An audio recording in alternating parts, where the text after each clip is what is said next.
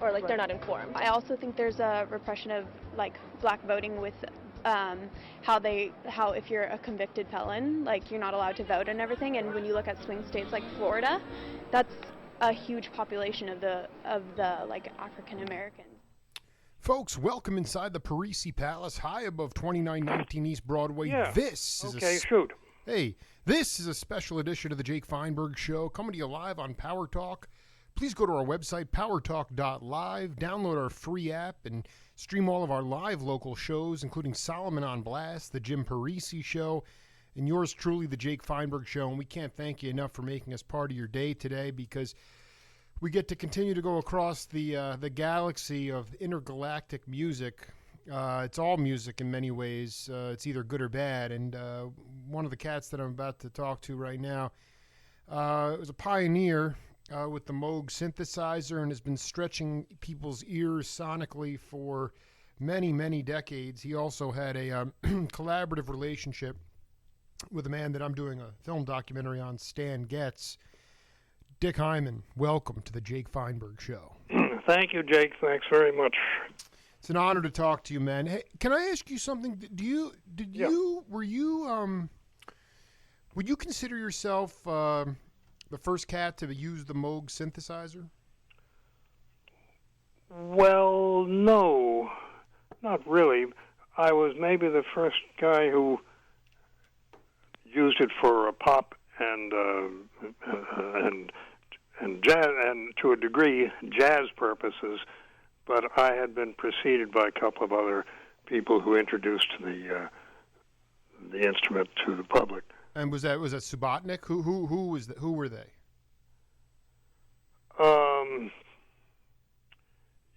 I'm going to have to pass on that question right now.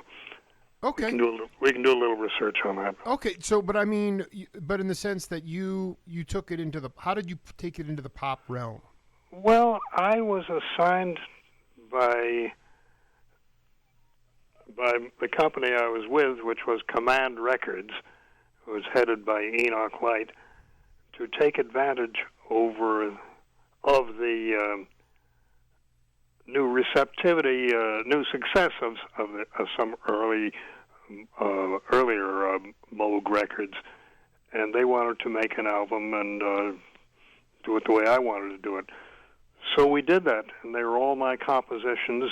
Some of them were real pieces, some of them were lucky improvisations, and I worked with a man named Walter Sear, who had been Bob Moog's student at one point and assistant, and he showed me the ins and outs, and we came up with an album that did fairly well, and a single that surprised us all by causing some attention. That was called The Minotaur. Of course, I love one of my favorite albums of all time. I'm just, to me, it's like Enoch Light was always really trying to stretch ears. Did you get do you know how you acquired your first Moog and how quickly you were able to? Well, as I say, Enoch and his assistant, Bobby Byrne, introduced me to Walter Sear. Walter Sear had a recording studio, and he had the Moog synthesizer set up at that time installed. And in that form, it looked like a big telephone switchboard with cables connecting outlets to outlets. Yes. And recording equipment at the same time, and a keyboard. And Walter introduced me to some of the things it could do, and I also brought in a drum machine, an automatic drum machine, which had just come into prominence at that time. People used it to augment their combos if they were piano players in bars or something, and used that here and there, and we just went to work. And I had some knowledge of the way things could go from having played organ and particularly electric organ, Hammond organ and Lowry organ and a few others, which had little hints of the way you could use electronic sounds. And Walter was very informative and patient with me, and we gradually set up some sounds, and we did. You know, you could only do one thing at a time on that instrument. You had to overdub everything. So we set up various tracks, and each track inspired a different kind of an improv on top of it. And some of them were lucky; they came out well. The Minotaur was the best, I guess. Well, I mean, we're talking to a cat whose recording career started right in the heart of. I mean, how did you learn? Truthfully, Dick, the best you can. When did you really learn how to play the blues? Because I'm 38 years old, and the music that I listen to a lot is music from when you first were coming up. The blues was right alongside jazz. I mean, it was right there. And well, it's very hard to separate them. Actually, the blues is jazz, and jazz is very often the blues. But let me just, what I'm trying to get at is that in today's jazz world, the classicalization of jazz is very apparent to my ear. Yeah. And you had Chono Pozo, you had Dizzy Gillespie, you had Afro-Cuban music, you had all this percussion. And I'd like you to just talk about the linkage between how you got to groove, how you learned to swing, because I'm telling you now, man, it's watered down now. It's watered down. It's more classicalized. Nothing wrong with classical music. It's just it doesn't swing like it used to. And I'd like you to talk a little bit about how you learned to swing. Well, Jake, when I was growing up, I had the great good fortune to be introduced to early jazz and blues by my big brother, who began collecting records when he was off in college, and then brought home samples of the work of Louis Armstrong and Jelly Roll Morton and James P. Johnson, and Pine Top Smith, and the boogie woogie players of the 1920s, Bessie Smith, and Vic Spiderbeck, and all the classic jazz of the 20s. And I learned those things by heart, and I still play them and refer to them a lot just for my own pleasure. So that was my initial introduction. But then I began to play all around and with all kinds of demands. And the record boom, the record business, when I got into it in the early 50s, was booming. Every kind of music was being recorded in New York, and I was very lucky. I was able to take part in a lot of different ways of playing. And as for the blues, I was one of the pianists on call for Atlantic Records, and so I would get to play piano and sometimes organ for all kinds of situations on Atlantic, which, as you know, specialized in the blues. So I guess that's how I got into it. Well, I'm not going to let you get off that easily, because 1956 Counterpoint for Six Valves, Don Elliott. You did an album here with Don Lamond. I mean, these cats were reinventing rhythms. And could you talk a little bit about, I've tried to track the lineage of, they talk about Kenny Clark, and they talk about Papa Joe Jones. But, you talk about how they use the bass drum and how they use rebound. And can you talk about, in your mind, how the drummers that, not even in the studio but just on the bandstand, that you feel really redefine rhythms in jazz? Well, you have to understand that my career was about half in jazz and half in the studios.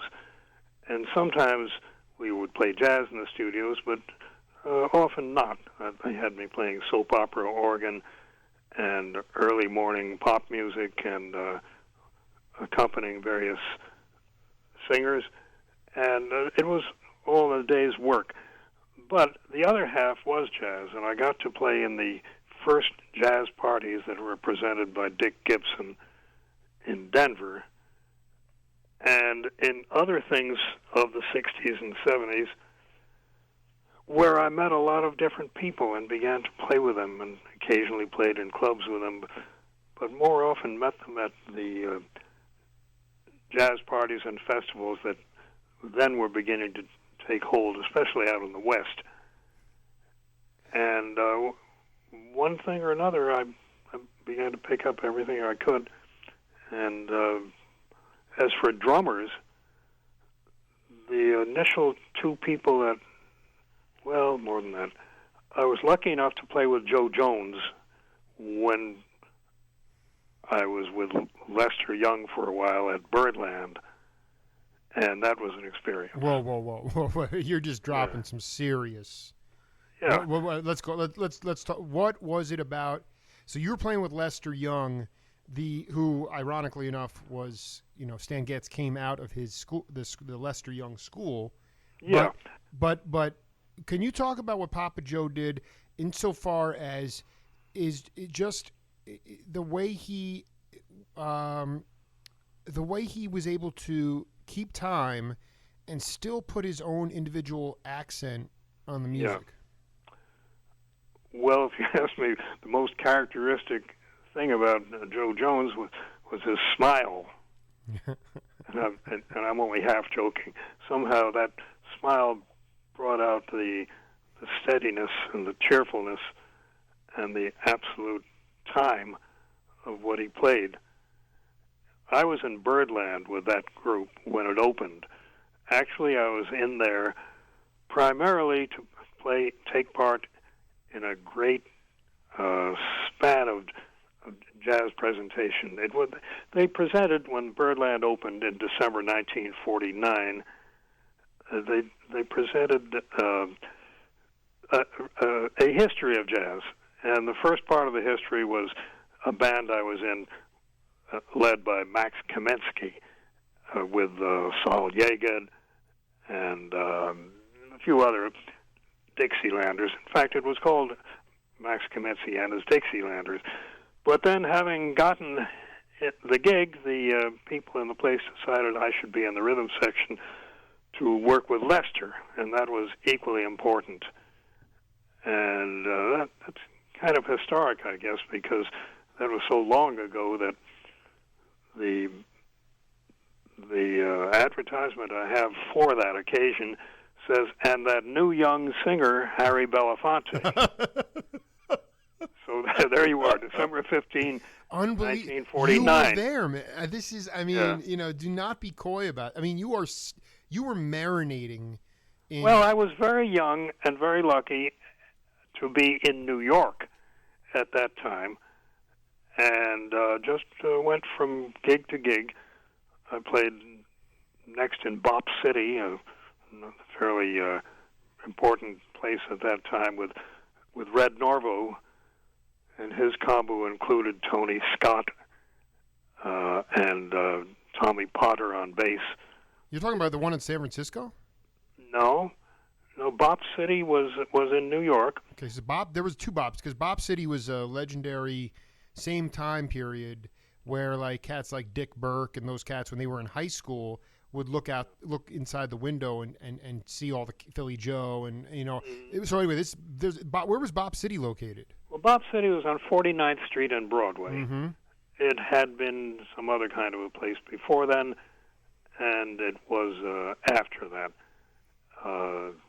And may still be some kind of a restaurant or something now. But for several years, it rivaled Birdland, which was right up the street on 52nd and Broadway, the original Birdland. There's another one now. And I played them both, actually. And in between, I was playing at Cafe Society with Tony Scott's quartet and doing almost everything possible, occasionally making records. But the real record business didn't happen for me until several years later. And I joined NBC staff and played all kinds of music for them and met a lot of people. Played an early morning program with Eddie Safransky's orchestra And the drummer then was Don Lamond.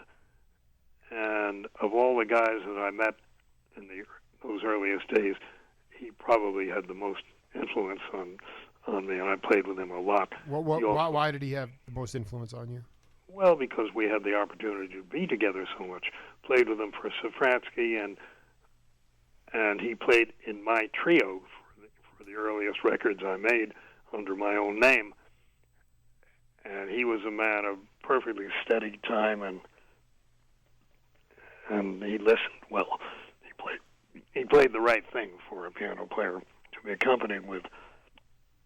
The other drummer I met early in those days was Eddie Shaughnessy. Rest in peace, man. Rest in peace. You want to talk about, because I mean, these cats, to me, Rosengarten, Shaughnessy. I mean, these cats, separate the Afro jazzers first, but I mean, just these cats were playing bossa nova. I mean, I look at you guys so much. You're even the generation. It's such an honor to be able to connect with you, because you're one of the last beboppers still around. I mean, there's really not that many left. And I mean, how did you guys become jack of all trades, masters of all trades? I mean, everything now is, I mean, in my mind, it's, I'm not a musician, I'm a journalist, but you look at where music is being made today, it's being made in the halls of academia.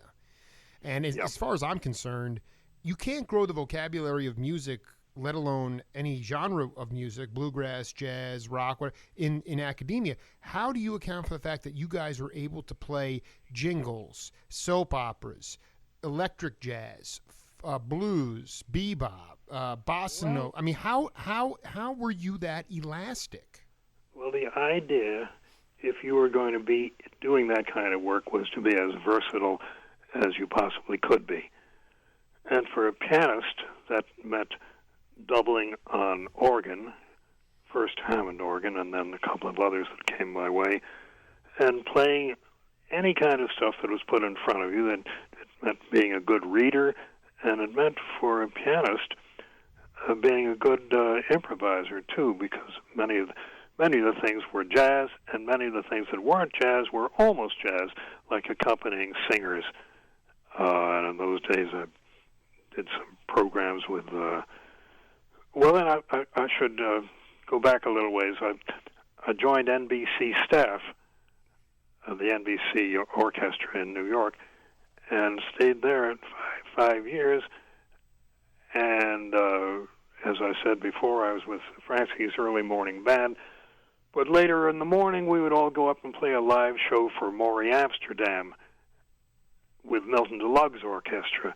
And then later on in the day, after a rehearsal or two, I would maybe do a soap opera. For a while, I was the organist on something called Front Page Farrell. And they scheduled me for all kinds of things. The Sid Caesar Show, for example, in its final year or years at NBC, was another thing in which I began to work with a conductor named Bernie Green. And the point of all this and of being in that milieu was that you wanted to do everything you possibly could and learn about all the other possibilities. And it was just a lucky point in time when there was a tremendous opportunity and there was a vast amount of live music going on, at least in New York City. Did you? And I was all over the place, and I rarely went out on the road in those days. You didn't have to. I mean, No. there were so many. Were you kicking pedals, or was there an upright bass player most of the time? In the live gigs, not in the studio. I mean, because a lot of people think, I've talked to a ton of the organ players that are younger than you, but still, I mean, most people think that people are kicking pedals, but they're not. No, most organists I see still are playing the bass part with the left hand on the upper keyboard. It's probably preferable, actually. You can groove better that way. But I did play regular, as you say, kicking pedals for all the other kind of stuff. You did? It's unbelievable. Oh yeah, soap operas. I mean, you were playing. So explain how you split your brain in half to do that. I mean, that to me, that was. When did you start? When did the organ Because the organ. When did the organ come out of the church and into the nightclub? I mean, can you pinpoint a year? Was there an organ at Birdland? No, that was before. I ran into organs as soon as I came out of college. I graduated Columbia in 1948. I got a gig in a place in Harlem called Wells Music Bar, and the entertainment consisted of a pianist and an organist. And the organist, the most influential guy I met was a fellow named Charlie Stewart. And Charlie and I sometimes played together, he on organ, I on piano. And I began to pick up organ notions from him. And then at the same time, a couple of years later, when I went on NBC, I learned how to play a little more organ so I could play game shows and things like that. I played with Alvy West's band for a lot of pop recordings and also for a steady show on NBC, and he had me double. It was a small band, which he called Alvy West's Little Band, and he liked to expand the sound by having things doubled with the organ, so became very familiar at that point with it, and I just kept on through it. The jazz organists weren't very visible at that time. Pretty soon Jimmy Smith came on the scene, and as I said, Charlie Stewart was the fellow I knew at the first Harlem club I played at. And so it went. I mean, the education that was possible in New York at that time was fantastic, and I was all over the place. For this documentary, can you, not personalizing it, but can you talk about the jazz life, especially when, the Birdland life? I mean, so much of it is, from what I can gather and talk to. I mean, I've interviewed Terry Gibbs and so many cats that stretch back, Johnny Mandel, and it seemed to me that within the black jazz community, I mean, that's where the music came from anyway, but it seemed to me like there was a club of sorts that if you were using junk, you were in the club, and if you weren't trusted. But I'd like you to talk about that lifestyle that ultimately you navigated between the studios and live, but then ultimately that Stan fell into and got really hooked on heroin. Yeah. Well, I was lucky there also in that I never got into that at all. And I found out one extremely valuable lesson early on, that if I played well, everybody would accept the fact that I was square. And I was. I did. I wouldn't even take pot in those at that time. And people accepted that. That was the way I was, and I could do my part at the keyboard, and we all got along. When you saw the Bird and those guys, I mean, they were all strung out though. I mean, what was it about that jazz life? I know you weren't a jazzer per se, but what was it about that jazz lifestyle that lent itself to the drug? How'd the drugs get in there? I mean, to me, it's like I've gone all the way back, and it used to be jazz, JASS, and then through that, once they realized there was some commercial appeal to it, they dropped the S's and put the Z's on. Listen, this is all like a fantasy for me, but clearly it came out of the brothels. It came out of sort of this, it came out of New Orleans and Harlem, but I couldn't think of asking anyone that lifestyle, when you saw that lifestyle, how did you make sense of it? Well, I accepted the music. I didn't accept the style particularly much. And I really led a settled married life from very early. I got married. I've now been married for 68 years. Congratulations. I mean, Thank you. I've been married 11 years, and it's a lot of work. Well, it is a lot of work, but it pays off, I must say. And it kept me steady on. And between the steady married life and the fact that, as I hope I don't repeat myself too much, that there was so much to do in New York at that time, it just worked out.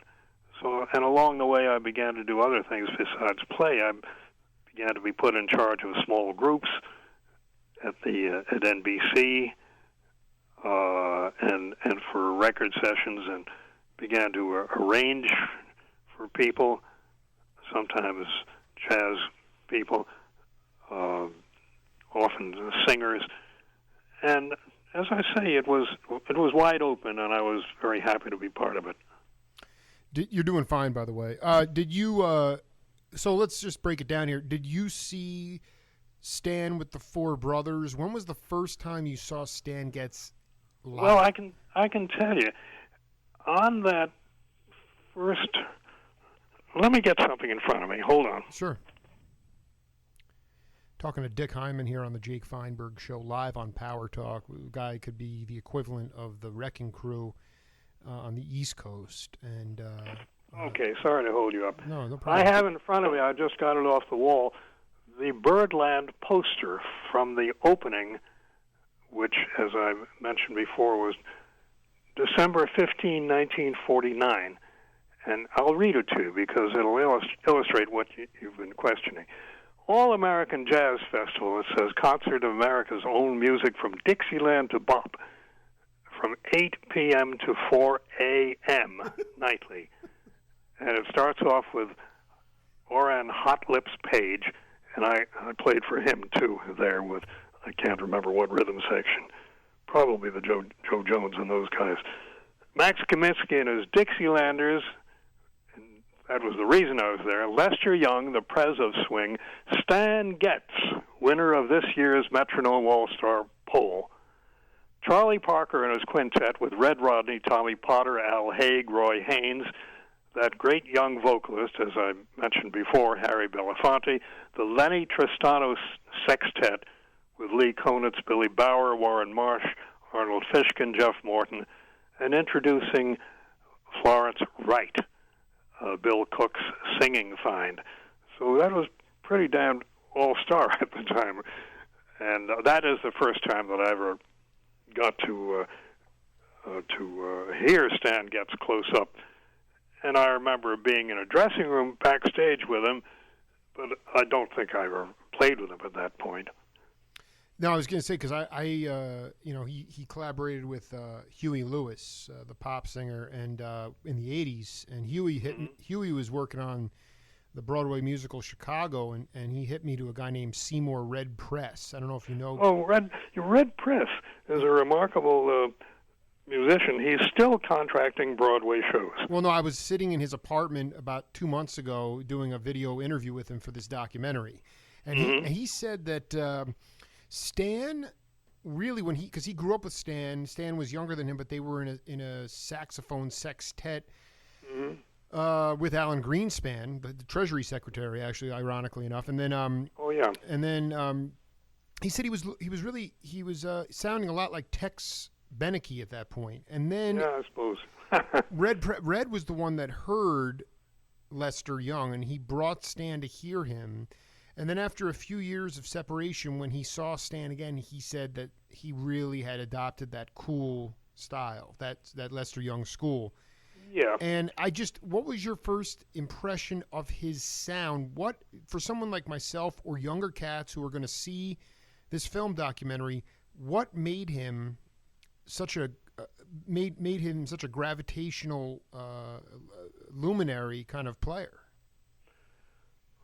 Well, first of all, it was his ideas and his fluency. He was so inventive, but it was unflappable. It was cool. That's the word we've come to use for that kind of thing. Inventive, but not overly excited. At times, Bird could get terrifically excited, and that was another aspect of Bird which we like. Stan didn't do that. He was wonderfully inventive, and he was in control all the time, and it sort of fit in other people who had that same mode going. On the Birdland date, which I was describing before, were the two saxophonists with Lenny Tristano, Lee Konitz and Warren Marsh. they had the same sort of inventive but completely controlled sound. And that appealed to me and to apparently to everybody else. I think the first time that I played with Stan, and I haven't played with him a great deal, but I remember playing with him at Carnegie Hall. I believe you mentioned that occasion in our last conversation. Mm-hmm. And there is one item that one little anecdote I could get out. We were playing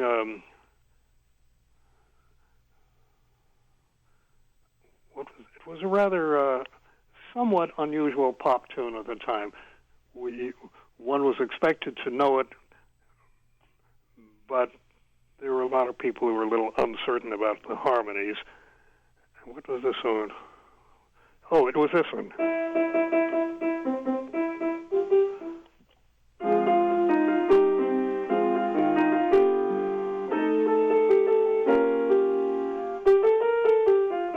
The Harold Arlen song. What's the name of that? I mean, it's beautiful. Well, at any rate. Keep playing, yeah.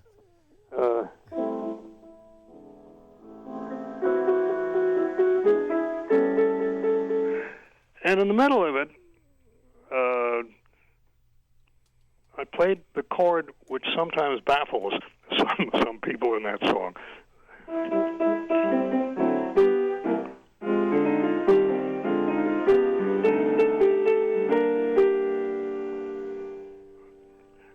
And as I played that song, Stan took the horn. As I played that chord behind Stan, he took the mouthpiece out of his mouth and he said, "Thanks for giving him the right chord."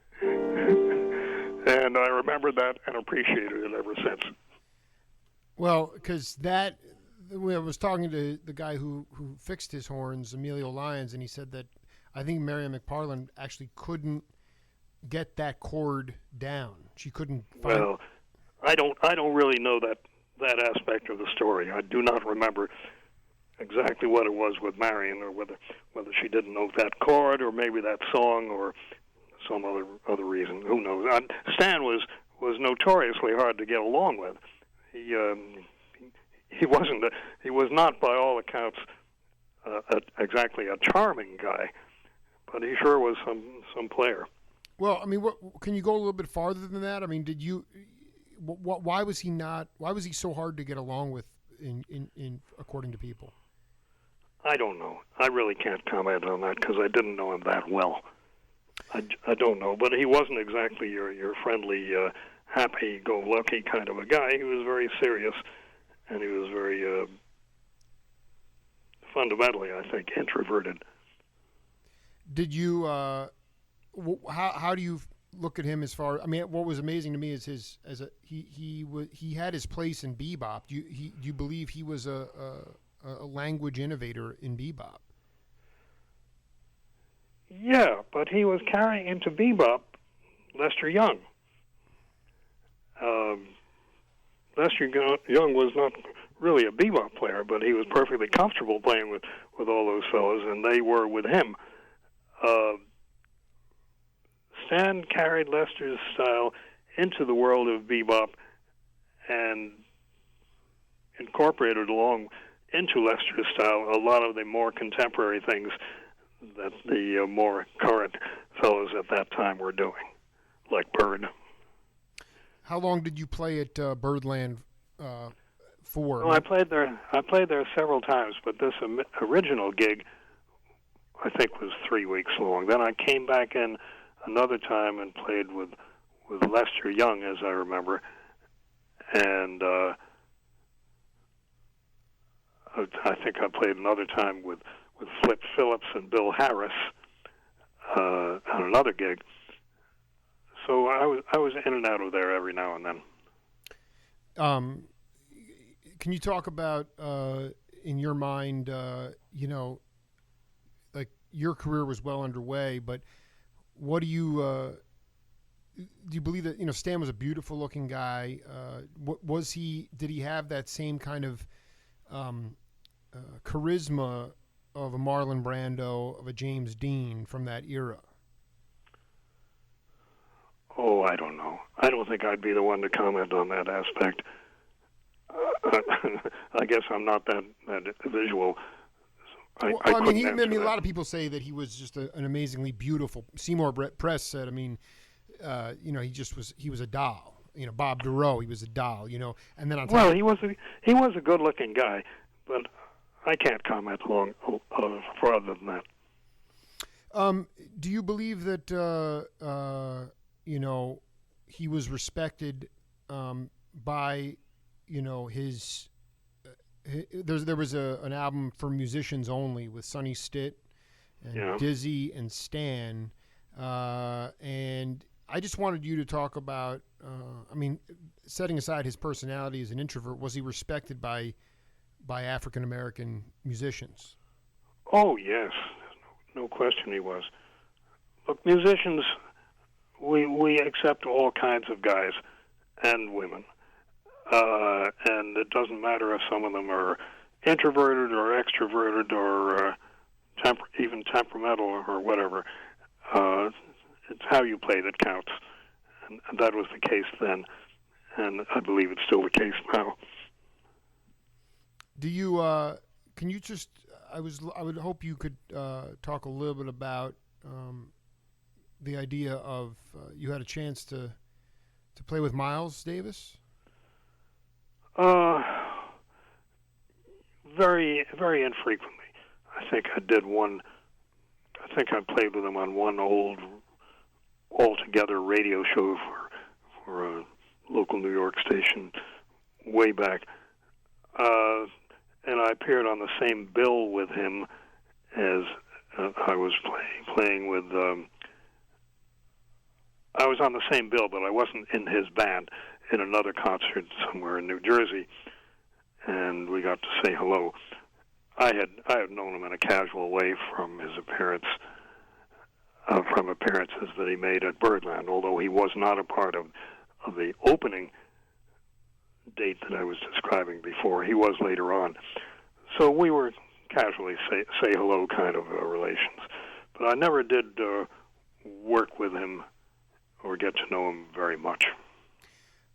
How did Stan know to call you for that gig at Carnegie Hall?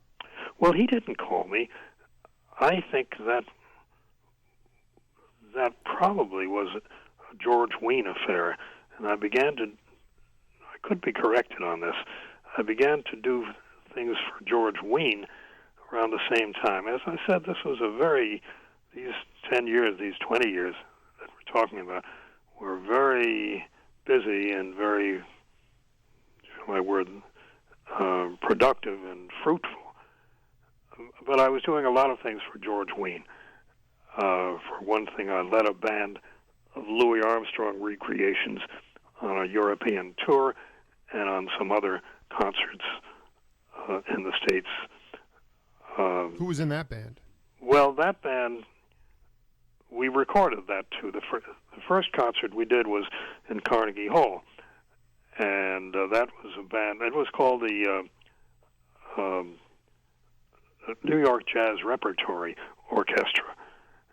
And the principal thing about the orchestra was that it was an old-time band which would recreate Louis Armstrong performances with 3 trumpets. And originally we had Mel Davis and Joe Newman and Pee Wee Irwin. And then when we toured Europe with it somewhat later, the trumpet, Mel Davis, was replaced by Jimmy, his name escapes me, and Pee Wee Irwin and Bernie Priven.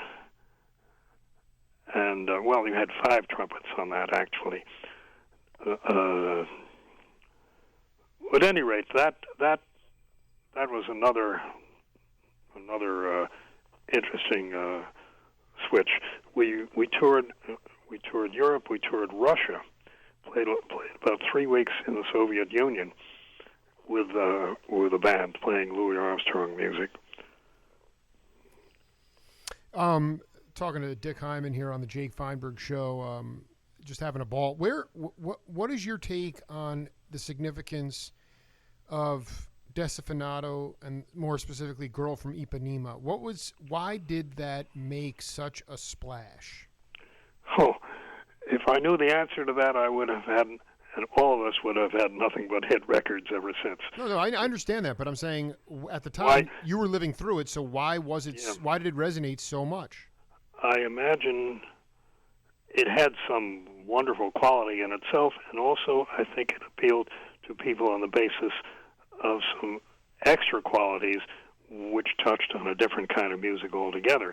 There was something about Brazilian music which was then beginning to reach the American public, but the Brazilians knew all about it, and it's wonderful stuff in its own way.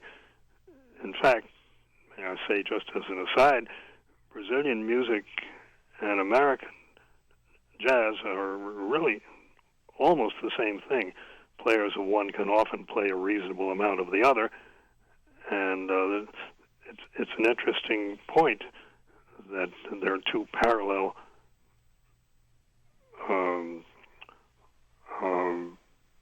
situations going on at the same time.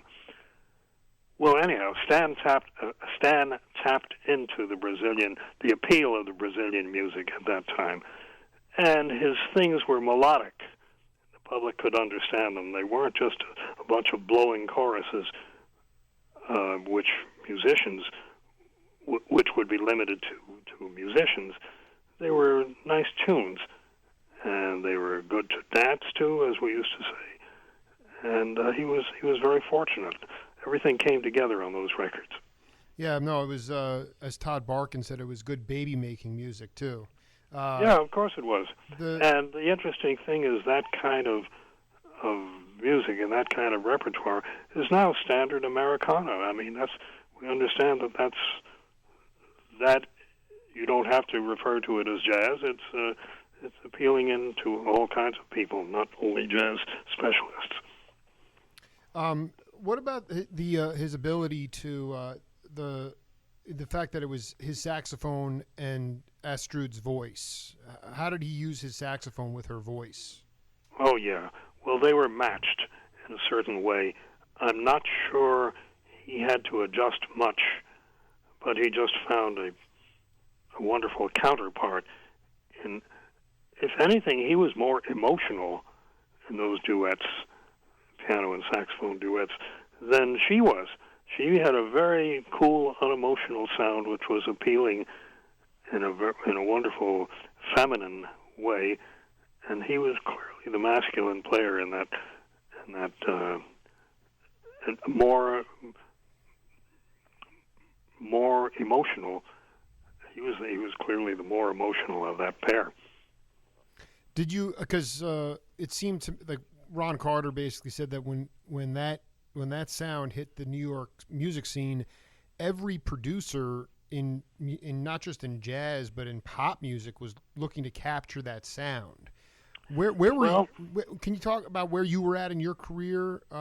Because all I'm saying is this: the significance of Stan Getz, in my mind, is that I think, like you said before, he was a very internal person. He could never explain his gift. He was on the road with Jack Teagarden in 9th grade. He got corrupted very early, and yet he knocked the Beatles off the pop charts in '65. That's a big deal. So it is remarkable, and one has to retrospectively congratulate Stan for having done that. I don't think that he sought out that kind of vocal colleague or that song. I think that was the record producer that brought all those elements together, and I have great respect for those people. That would have been Clive. It was a Creed Taylor. Creed. Yeah, he won't talk to me, but yeah, go ahead, continue. Well, Creed Taylor knew how to put together unlikely things in order to come up with some startlingly wonderful combination. On the other hand, sometimes producers don't know what they're doing, and they just happen to call several talented people together, and it happens to work out. There is a wonderful, unpredictable quality to playing this kind of music, and you try to make that happen, or you let it happen, and sometimes you get lucky. I have to ask you, can you talk about your memories of this Children of All Ages Inside an Hourglass with Arnie Lawrence? How did that to me is one of my favorite albums. I've done the composition here. It said Shaughnessy, Lawrence, Richard Davis, Dick Hyman. Yeah, well, that was all Arnie Lawrence's job. He put it together, and he got the record company, whomever that was, I can't remember. What label was that on? That was on Herbie Mann's label, Embryo. Yeah. Well, Arnie Lawrence had the idea, and he used me, Eddie Shaughnessy, and Richard Davis, and Richard Davis's little boy, if I'm not mistaken, who wandered around the studio innocently and unaware of what was going on. Yeah, you're right, because there's pictures on the inside gatefold of him. Yeah. Yeah. You're 100%. And he's heard on the album in a couple of places, talking to his dad, completely unaware that it's a recording and a performance. And it was open-ended music. It wasn't the blues. It wasn't standard songs or anything. It was just open-ended stuff, which was beginning to come into vogue in a slight way around that time. And it all happened in one afternoon. That whole album was made, and we have to thank Arnie Lawrence for having the vision to think that would work. Did you said you were in Denver for a minute? Well, I went to Denver almost annually for quite a few years to play the Denver Jazz Party that Dick Gibson presented in Denver or in places around Denver. And Jazz Party, as Dick put it together, and it was a novel idea in those days, was to hire some, in his case, some 50 or 60 musicians from Friday night through Sunday afternoon, and set them up in some reasonable combinations. And we would play all day and up until 12 or 1 at night. Many different combinations, of course, many different orchestras. And that was a jazz party. And well, I have to believe that Cedar Walton was out there, wasn't he? Well, Cedar Walton was certainly there, but I don't know if he was there. I don't know which was which. I did so many of them, I can't remember. They all varied. And there was one late night bar that he talked about, some cafe where Train would come in when he was working with, I can't remember now exactly, but yeah, Dave Grusin was out there. Yeah. It's documented very nicely on something that may well be called Jazz Party or Colorado Jazz Party, and it features Clark Terry singing and playing. Milt Hinton is in the rhythm section. I'm in it. Roger Kellaway and I play together in another portion of it. Everybody is there playing. Joe Newman, Pee Wee Irwin. I was just going to ask you, because I've talked to Kellaway about 4 times. I love the guy, and he met Eubie Blake, and that was. Did you hang with any of the ragtimers? Because I met Eubie Blake, and I had considerable to do with him. We produced his last television appearance. He didn't play at that point, but he was in a box in the theater, looking down at us. Wow! And we played a program of his music. Joe Williams was one of the singers, and we did it in Washington, D.C. We did it at the Kennedy Center. And before that, Eubie had agreed to appear on a final track of an album I was recording for Victor, RCA Victor, of Scott Joplin material. And at the end Can you hear me? I'm every word. I think I'm looking. It says Okay. Scott Joplin, 16 classic rags. Yeah. Well, if you have the complete album, I don't know if it's only in that disc you have. There's a track of Eubie talking about ragtime and about his early days, and it was kind of poignant because Eubie, we set him up on a big stool under a microphone. He was already, I guess he was 100 at the time. Wow. And he said, "Careful," he said, on the chair, he said, "Careful, I've only got one fall in me." I mean, here's the thing. I mean, jazz now is it's become such a wine and cheese affair and such a white collar kind of thing. I remember Kellaway just talking about how unpretentious those cats were. I mean, can you talk about Eubie and anyone else from that era? Just basically that the music was, you just wanted to burn and you wanted to be able to, it was really music of the working class. You're getting sociological. That's a big part of my big part of my show. Yeah, you may be right. At the same time, yeah.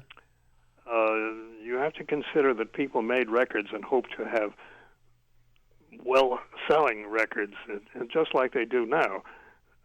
They made records for record producers who had certain ideas of the way they should play or the songs they should play. It wasn't entirely just a natural expression of cheerfulness. It was business at that time as well. Can you explain? Can you explain? Explain how it was actually business, because it was. The record companies recorded people because they hoped to sell copies of records. Some orchestras, some people, some songs sold more than others. And ever since those days, people have been trying to figure out exactly what the formula is. Some people seem to have learned what it is for a while, for a few years, and then inevitably conditions that are still mysterious to everybody change, and the public taste changes. I wanted to just ask you about the first time. I know you mentioned that you and Stan might have caught a brief hang in the dressing room at Birdland. But when did you first hear Stan? Was it early autumn? When did you first hear him on record? On record? Well, the first time he came on your radar, that sound. It was probably with Woody Herman's band. Yeah, we knew early autumn, and we knew the other things that he did in that sax section. We knew, I knew Al Cohen much better, and we could tell the difference between Al and Stan, and we were all very involved in those recordings. How were you involved? Well, just by listening. By listening, yeah. Okay, so we would hear Symphony Sid every night in New York, a program that went on from 11 or maybe it was midnight into the morning hours. And Sid was also the MC at Birdland at times, and I think he did his program from Birdland. I think you're right. Yeah. Yeah, sometimes. So it was all a scene. It was all part of a scene, and I was very happy to be a part of it. But as I said before, it wasn't the only scene I was involved with, and I was kind of fascinated in juggling different scenes. No, absolutely. If you were Zoot Sims, the famous line was that Stan was a bunch of, actually the original line was he was a bunch of everyone knows it as he was a nice bunch of guys, but the original line was he was a bunch of nice guys. But I hope that's what it was. I knew Zoot much better. I had been with Zoot in Benny Goodman's European tour in 1950, right after the Birdland thing, rather the year after, and I got to know Zoot and Roy Eldridge, who was in that combo as well, with Benny, and Eddie Shaughnessy, whom I mentioned before. We toured Scandinavia and Italy, I believe, I think we stopped over in England. At any rate, that was a nice time. And Zoot, of course, played in a very comparable way to Stan, but very differently too. You could easily, and it seemed to me anyone could tell them apart. When was after the Carnegie Hall? When did you play with Stan next?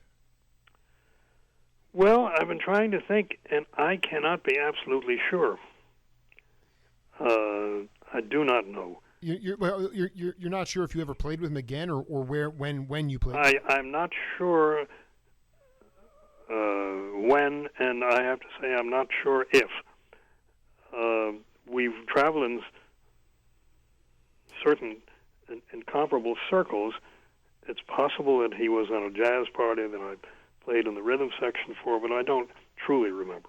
What was the last memory you have of Stan? Well, it's probably that time in Carnegie Hall, which I talked about a few minutes ago. And that was the last time you ever possibly saw him. That was probably in the early 70s. Well, no. Now that I'm thinking a little bit, we were both on a cruise together. In Cuba? No, we didn't go to Cuba. What we were on it was a Caribbean cruise, you're right. But no, we didn't go to Cuba. And Stan had his own quartet, and I was not in it. I did other things. I'm sure we had greetings, and I don't know, for all I remember, maybe we had dinner or something like that. I don't think I played with him then. Is it fair to say that most people thought Stan was a jerk? No, I wouldn't say that at all. I don't know that anybody ever thought he was a jerk. Well, a lot of people say that he was. Bill Crow talked about, the fact that he could have 4 women sitting at the table, all believing they were with him together, and then he'd make a pass at other musicians' wives. And, listen, I've talked to all the rhythm section cats from Richie Byron. They loved Stan, but his behavior was so erratic. I mean, even Zoot, and why would Zoot make a statement like that? He was a nice bunch of guys. I mean, well, he was. I think it's true that he had some different aspects of his personality. He could be somber and introverted, or he could be happy and outgoing. I think that's what Zoot meant. But as I remarked at the beginning, I didn't know Stan that well, so I can only limit my opinions. Of course. And I don't really know the answer to that question. Can you when the film comes out, what would be something that you'd be most interested in seeing in the film?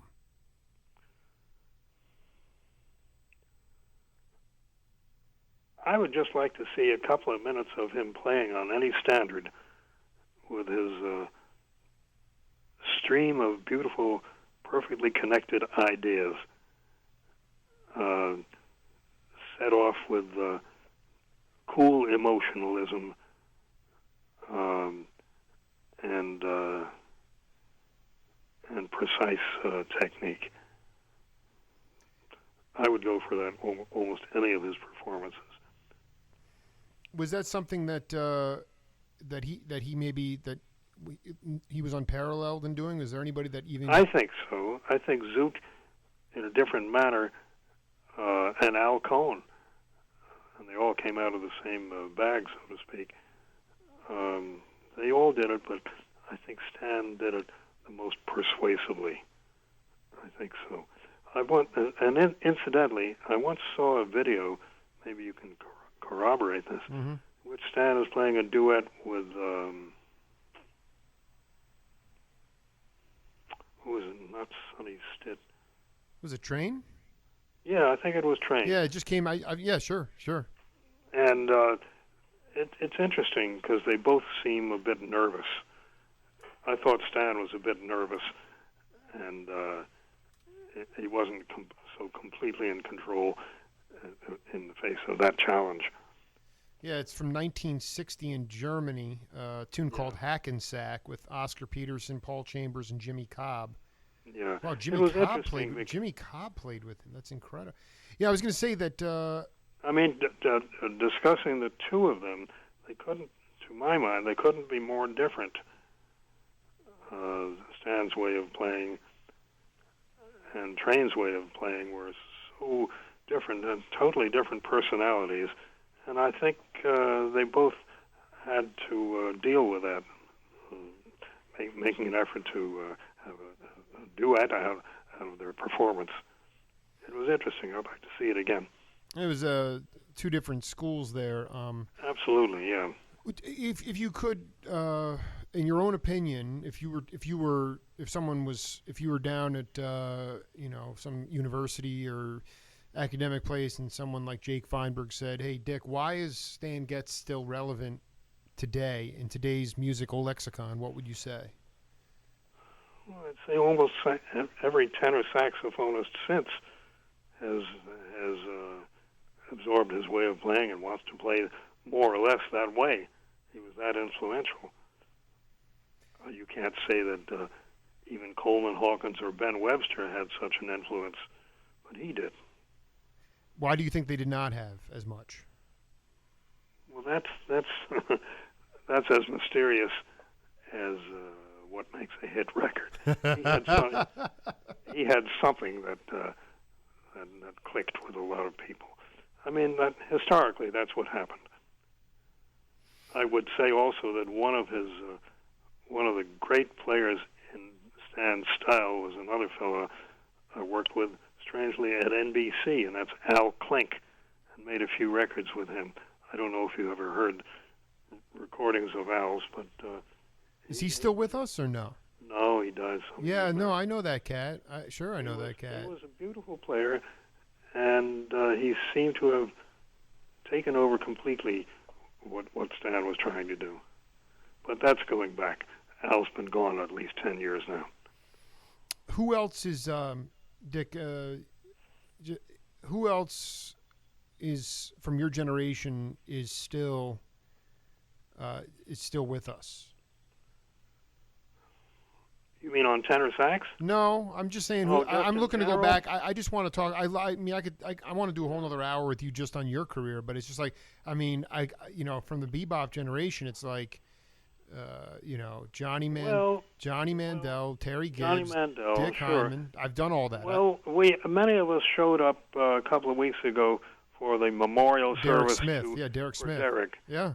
Right, and it was in some ways sad because a lot of us were gone also, along with Derek. But some of the people who were there were Warren Vacher and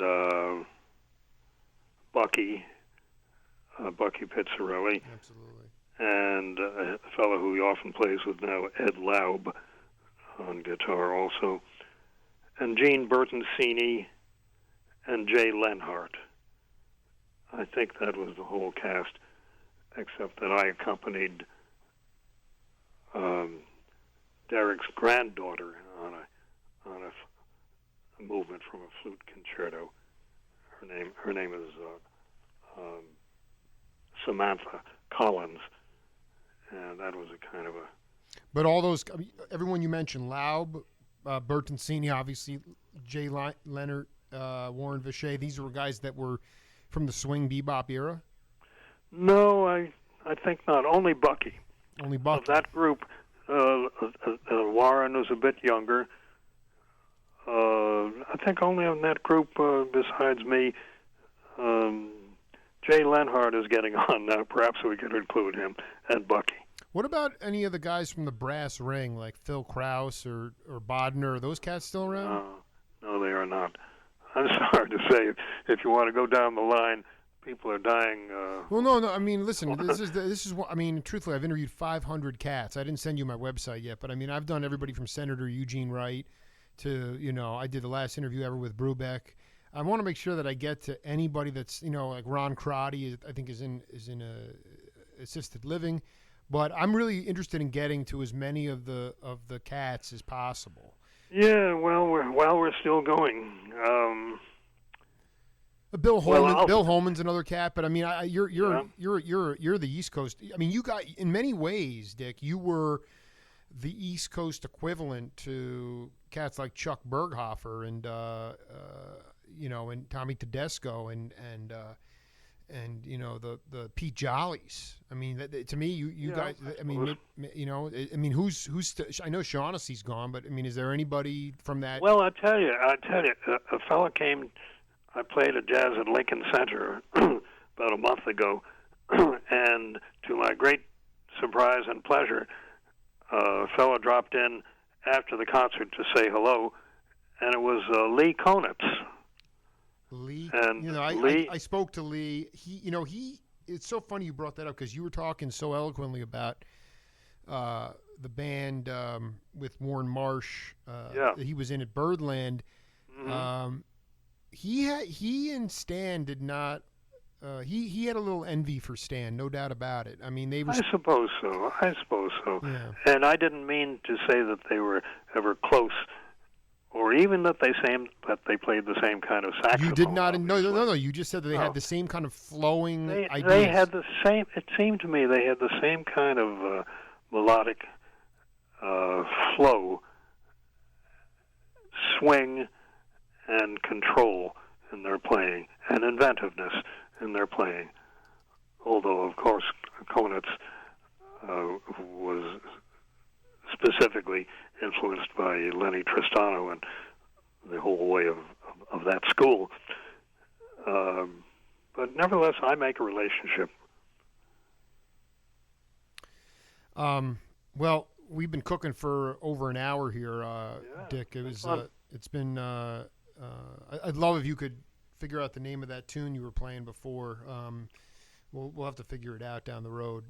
The one that Stan thanked you for with his the key that you got right. Oh, well, I'll probably figure it out as soon as I hang up. Okay. I have your number, and I'll call you back with the name of that tune. Yeah. No. And let's stay in touch, and maybe we can do part 2 down the road. Sure. All right. Yeah, absolutely. All right, Dick. It was an honor to connect with you, man. And all right. And we'll talk soon. Absolutely. All right. Thanks for calling. Thank you. Bye-bye. Bye-bye. Just heard from Dick Hyman there. Legendary performer. Originally, came up, was actually part of the original Birdland jazz tour and made his way into the studio scene, a prolific studio player. And that's it for the Jake Feinberg Show. We'll be back on Saturday. And now we'll rejoin the Jim Parisi Show. Okay. Kellyanne Conway, and I don't even think I can play the clip. Maybe I don't know. She was on, was it The View?